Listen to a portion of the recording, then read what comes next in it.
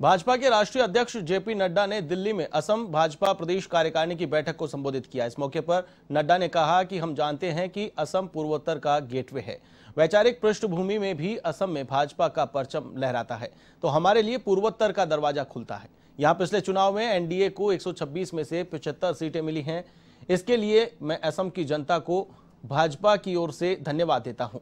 नड्डा ने कहा कि उस समय असम में जहां सांप्रदायिकता और अलगाववाद के बीज बोए जा रहे थे, लेकिन असम की जनता ने इनको नकार दिया।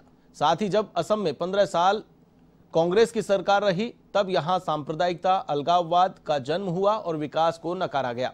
पिछले 5 वर्षों में सर्बानंद सोनोवाल और हेमंत बिश्व शर्मा के नेतृत्व में जिस तरीके से विकास की गति पकड़ी है और प्रदेश के विकास को पटरी पर लाने का काम किया गया है, वह सराहनीय है।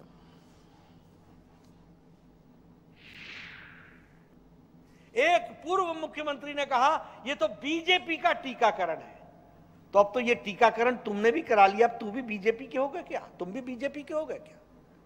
ये वैक्सीनेशन के साथ इस तरीके का भोंदा मचार ये हमारे विपक्ष के नेताओं ने किया, ये हमको ध्यान में रखना चाहिए। हर जगह हर मोड़ पर उसको रोकने की कोशिश की। पहले कहा वैक्सीन बन नहीं रही है, बनेगी नहीं, बनेगी नहीं, बनेगी नहीं, बन गई, लगने लगी जनवरी महीने से, तो ये ठीक नहीं है, ये ठीक नहीं है, ये ठीक नहीं है। फिर कहा हम नहीं लगाएंगे। ऐसे ऐसे मुख्यमंत्री हुए जिन्होंने कहा कि हम अपने प्रदेश में वैक्सीनेशन नहीं शुरू करेंगे। फिर कहने लगे वैक्सीन लाओ, वैक्सीन लाओ, वैक्सीन लाओ। जब वैक्सीन दी तो कहा हमें खरीदने दो, जब खरीद नहीं पाए तो कहा कि अब खरीद के दो और मुफ्त में दो।